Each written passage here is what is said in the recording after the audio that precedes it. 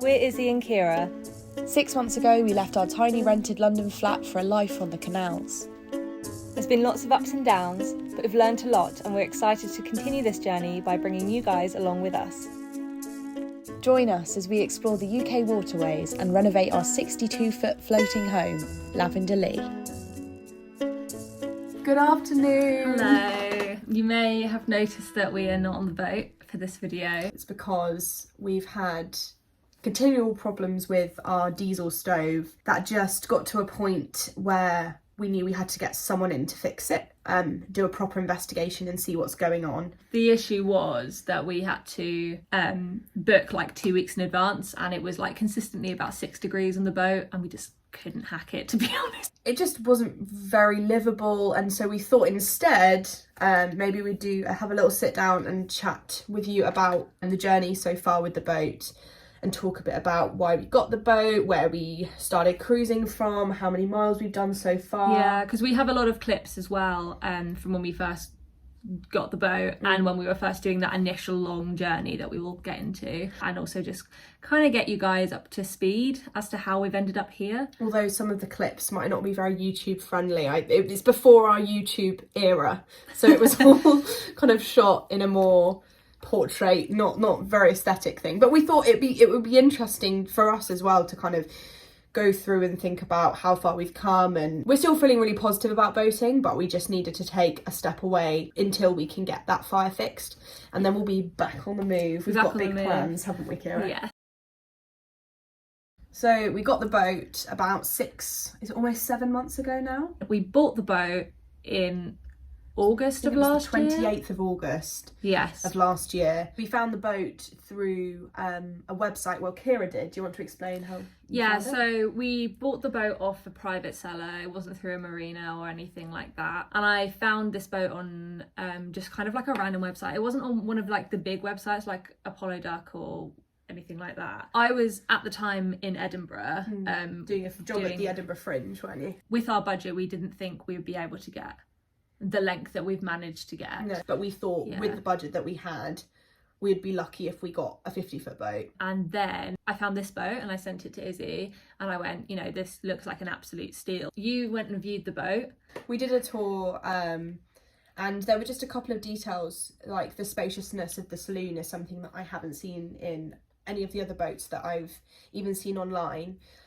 Which is just perfect for us. There was one feature more than anything else that really sold the boat to Ciara. So while I was viewing it, I was thinking, this seems perfect. And my mum was with me. So she has a 25-foot boat. And so I was asking her thoughts on what she thought of the boat. She was saying, honestly, Izzie, this seems pretty, not too good to be true, but just seemed pretty legit. And, obviously there was stuff that needed doing. And we were aware of that. We were never looking for a boat that was fully ready, and we would always wanted to put our own spin on it. So I was feeling really positive, and I remember trying to get the signal to phone Ciara. I was already feeling really good about it, but I was sad because I really really wanted a duck hatch or a side hatch or whatever you want to call it. Yeah, but I was kind of sad that there didn't seem to be a side hatch, but I was like, yeah, whatever, beggars can't be choosers.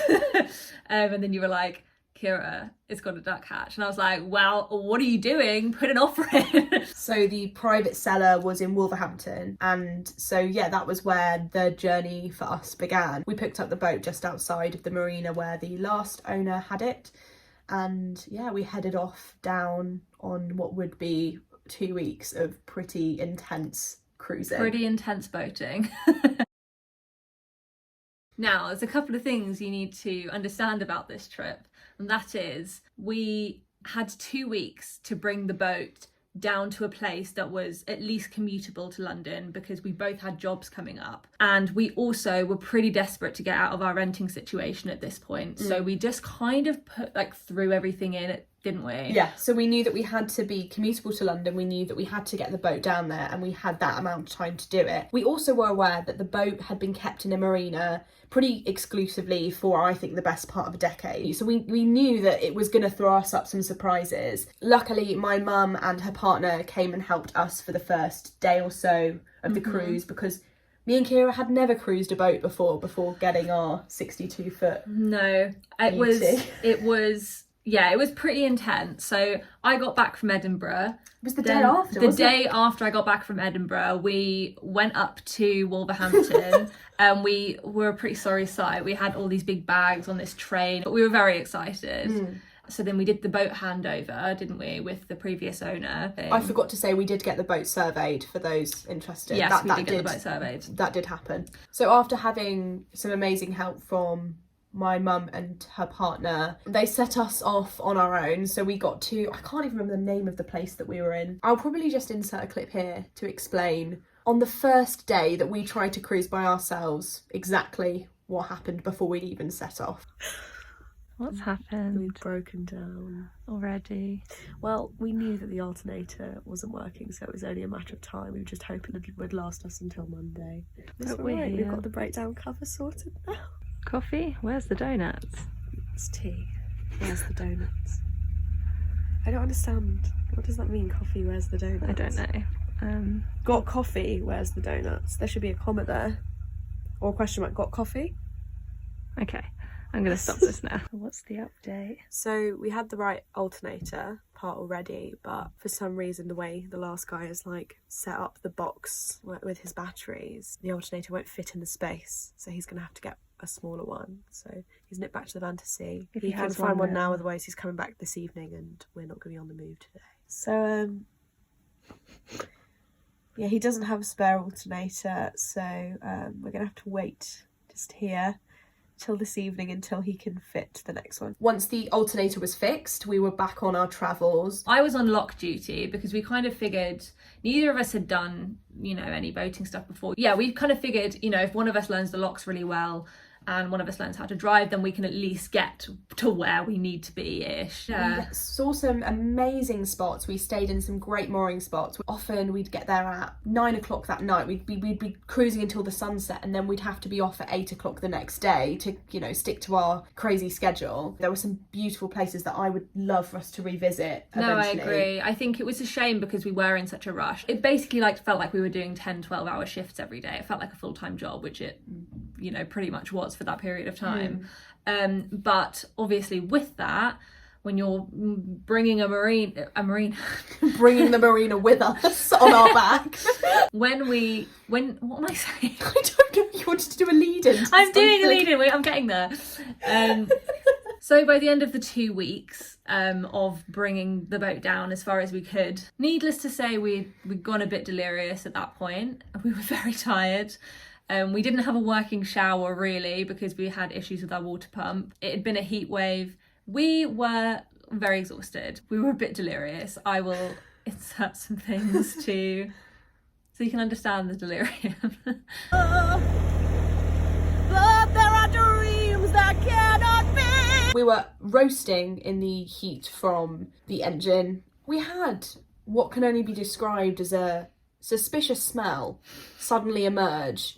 That kind of smelt like a fishy sort of burning sort of unpleasantness. So we pulled over. We were in the busiest lock flight in the country. So we waited for the repair people to come and fix it. Eventually this guy came out. We waited around for about an hour. The guy who came out had an investigation of the engine and discovered that we didn't have enough coolant in, which we thought was odd as we'd been putting coolant in every day. So he said he thinks that there was just an airlock. And I said, is there any way that it could be a coolant leak? And he was like, oh no, nothing. I don't think so. Like I can't see that. So we just put some coolant in. Sent us on our merry way. Later in the day, we were in another lock, just about to go through Braunston Tunnel. And I smelt the smell again. And this time it was accompanied by a very loud hissing noise. And I was like, I need to get this boat It was kind of to the side as soon as possible. So by this point, you were on the boat by yourself. I was doing the locks, and we were just starting to go through our first double locks. And also in my brain, I'd convinced myself while I was stood there that the engine was about to explode and that I needed to run away. The guy came out and he was like, "Oh yeah, it was the same guy," and he realised that we'd had 2 coolant leaks, and I was like, brill. But then they said they could only do a temporary fix where they basically put a little rubber plaster on it because they're not allowed to install pipes or anything, so we'd have to get to the nearest boatyard. But the nearest boatyard was still quite a way away that we could get booked into at a short notice. So then we went through Braunston Tunnel and then... Thankfully had no issues going through Braunston, Yeah. which actually, as a little side, you know, break to the coolant saga, we went through our first tunnels, which was 2 very long tunnels. So we went through Braunston Tunnel and also Blissworth Tunnel without a tunnel light. So our tunnel light had been disconnected because of some dodgy wiring that had failed the previous boat safety certificate, so they'd got rid of the wiring. So what you did, you held a big like light. Had a big old flashlight. I stood at the front of the boat. Izzie had another little light with you at the back. It was like a magnetic one that was stuck to the side, and we went through the tunnels like that. I mean, it wasn't ideal, but we had places to be. We And had also, things to do. you know, it did the job. And then a bit after Braunston, in the middle of nowhere, we In a smelled... place called Bugbrook. We then started to smell the smell again in the depths of Bugbrook. Bugbrook. So we eventually got to the boatyard. They were great people, and they replaced all of the rubber pipes, and that seems to have sorted the issue. It was it Gayton Boatyard? Something. Big up yeah. Gayton Boatyard. They were great and lovely. We left the boat at Gayton, went and did our jobs because at this point we still had the flat, and then we had to go through the task of moving all of our stuff onto the boat. So a couple of days before we moved all of our stuff onto the boat officially, you went up a little bit earlier because we thought the first thing we wanted to do was to rip out the Witherspoon's nicotine stained carpets and put in some new like laminate flooring. And we thought, in our wisdom, we were like, let's try and do this before we move our stuff on. Bearing in mind we'd had 0 DIY experience at that point, and everywhere we looked said you can generally do laminate flooring for yourself for any room in approximately 1 to 2 days. And I thought, brilliant, I can get this done over this 3-day period. So this morning I am here at the boat by myself, and I'm going to install the laminate flooring that we got from Wix a couple of weeks ago. Which should be a relatively simple job, but there is a lot of very old carpet and underlay that I've got to remove first and very little space, so we will see how it goes. What are you doing, baby? I'm just pulling out the carpet tack that has been lovely and nailed into the floor.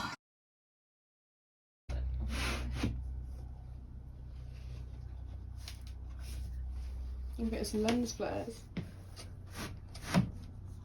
We were a bit naive. Yeah, weren't we? no. Nothing on a boat has straight lines. Everything had to be cut to fit with a jigsaw. It just was a lot more of an undertaking than we anticipated. I'm proud of it, Yeah. but it did take us the bones of 2 weeks. So, what's next for us? Obviously, we've just started up this channel. We've got 2 previous videos that you guys can check out if this is the first one that you're watching. If you have been watching so far, thank you very much. I hope you keep watching. Like, and also, in fact, subscribe. Thank you very much for that. Yeah, so the boat plans. In terms of where we want to go on the boat this year. So we're currently on the Grand Union, and we're about to come into like Rickmansworth sort of area, and we are planning at the moment to go through on the Regent's Canal for a little bit. We're not planning for too long, otherwise I think I might struggle. Having lived in London for a long time, I think I've seen a huge positive impact in the way that I feel in being like in nature and the quiet and things. But a lot of our friends live in London, and I think it would be really nice to experience living in these unique locations. Yeah, even if we have to, we're going to have to pay for certain mooring places and stuff, because it's obviously a lot more congested, and we're going to have to deal with things like double mooring, which we've never done before. And yeah, so that'll be an interesting experience, but we're not planning on spending all of our time in London all of the time. I think it will be very job dependent where we are on the canals. I think at some point this year we would love to explore the Oxford Canal. I think so far at the moment we're talking about taking October off to Yeah, go so and we're thinking explore. autumn time we'd love to. It's just the way it's panned out with work. If anyone has any recommendations of places to moor in London or places to stay away from in London, we'd really appreciate that. Yeah. Because we're definitely learning about all those things. 100%. I know a lot of people will probably say to not go near London, which is very fair, but I think It'd be nice to experience I think it's nice it to once, experience it. definitely. And, you know, we might hate it and never want to do it again, or Yeah. it might be something that we want to do for a couple of months of the year, or, you know, whatever. So in terms of the renovation work, we're going to finish the painting, do some tiling, put up these beautiful tiles that we found when we were up in Edinburgh, and we got some more of because they're beautiful, and we're going to pop them up in the kitchen. We're going to do our bow area, make that nice, I think, make a bit of a roof garden. We're going to have to do something with the bathroom at some point, but I'm suspecting that's going to be a big job. Yeah, we did mention in our boat tour video that we are going to switch over to a compost toilet. We're currently using a cassette toilet, so we'll probably deal with the compost toilet this year. I'd like I don't to know replace the bath as well. The toilet's probably the biggest priority. The bathroom just isn't looking its best. I think it's gonna be quite a big job. Yeah, it's going to be quite a big job to make it look how we would like it to look. I'm aware that we might not get all of this done this year, but that's just our current plans. I'm just so excited for our first summer on the boat. I think it's going to be... We very much took on the boat going into the hardest time of the year, so, you know, we very much plunged into like our first winter on the boat quite quickly. But I think I'm grateful for that in many ways, and I think I'm grateful for like the big journey we did when we first got the boat, because it taught us so much so quickly. And I'm so glad we didn't go into a marina for winter. Yeah, me too. I think we've loved cruising, even in the wind or the rain. We've really loved it so much more than we even anticipated that we would. I mean, we knew that that'd be something we would enjoy, but I don't think we quite realised how beautiful cruising can be and how happy it makes the both of us. I think in general, the whole lifestyle has completely changed our lives for the better, made us stronger as a couple, has really tested us in some really fantastic ways. And, you know, I don't think at the moment I could see us changing boat life for anything. No, me neither. And I'm just excited for whatever is round the next corner. Hopefully the next time you see us, we will be back on the boat and... Back where we belong. Back where we belong. And we will have a nice toasty stove working. But thank you so much for watching, and we'll see you next week. See you next week. Share more about our boating adventures. Thanks for watching this week's video. We know it was a bit of a different one to usual, but we hope you enjoyed hearing some of our boating stories. We will be back with another video from the boat next week. In the meantime, please do like and subscribe to see more of our boat life adventures. Bye!